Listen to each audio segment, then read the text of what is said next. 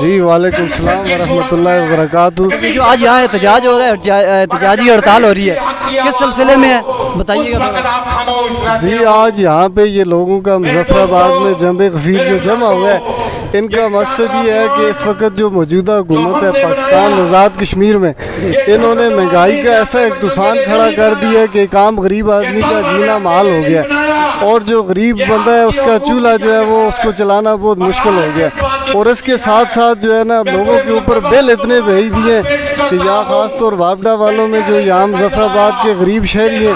ان کو بل بھرنا بہت مشکل ہو گیا، وہ بچوں کا پیٹ پالیں یا بل بھریں، یہ مشکلات ہیں۔ اور حال یہ ہے کہ اس وقت پاکستان ہو یا آزاد کشمیر اسمبلی ہو، یہاں پہ بیٹھے ہوئے جو حکمران ہیں یہ چور ڈاکو یہ عوام کے ٹیکسوں پہ پال رہے ہیں اور زیادہ سے زیادہ ٹیکس ڈال رہے ہیں۔ اور حیرت کی بات یہ بتاؤں کہ یہاں جو ہے بجلی کے بلوں کے اندر انکم ٹیکس اور جی ایس ٹی ٹیکس اور ایکسٹرا جی ایس ٹی ٹیکسز لگا کے عوام کا جینا محال کر دیا، اور جن کا جواز ہی نہیں بنتا ہے، جس کا کوئی سوال ہی نہیں پیدا ہوتا کہ اس طرح کے ٹیکس جو ہے وہ عوام کے اوپر ڈالے جائیں۔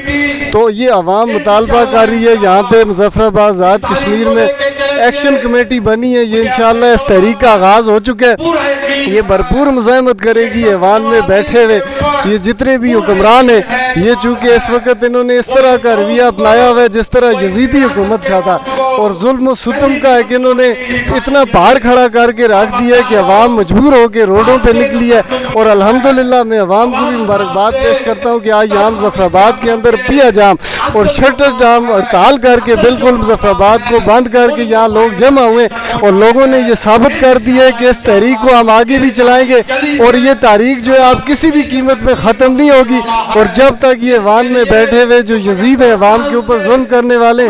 یہ عوام کے مسائل حل نہیں کرتے، جو مسائل ہیں اس وقت تک ان کی مزاحمت کی جائے گی اور کسی بھی قسم کی قربانی سے دریغ نہیں کی جائے گی۔ کتنے اضلاع میں جو ہے یہ ہڑتال شٹر ڈاؤن ہڑتال؟ یہ اس وقت جی پورے آزاد کشمیر کے جتنے بھی اضلاع ہیں سارے اس وقت وہاں پہ یہ ہڑتال جاری ہے، اور وہاں پر جو ہے لوگ سڑکوں پہ آ چکے اور اپنا حق مانگنے کے لیے۔ تو میں تو یہ کہتا ہوں کہ انشاءاللہ ہم جو ہے کسی قربانی سے بھی دریغ نہیں کریں گے، اور حکمران یہ سن لیں، خاص طور رات کو جو ہے نا وزیر اعظم صاحب نے انوار الحق صاحب نے جو غیر ذمہ دارانہ ایک بیان دیا ہے، بجلی فری تو نہیں مل سکتی لیکن یہ ہے کہ موت فری مل سکتی ہے۔ میں کہتا ہوں کہ یہاں کریں، اپنے عقل میں ہاتھ ماریں، اس طرح کی باتیں نہ کریں۔ آپ ایک ذمہ دار عہدے پہ، آپ کو عوام کی یہ مسائل حل کرنے کے بجائے آپ اس طرح کی باتیں کریں گے تو اس سے جو ہے وہ لوگوں کا غم و غصہ بڑھے گا۔ بہت شکریہ سر۔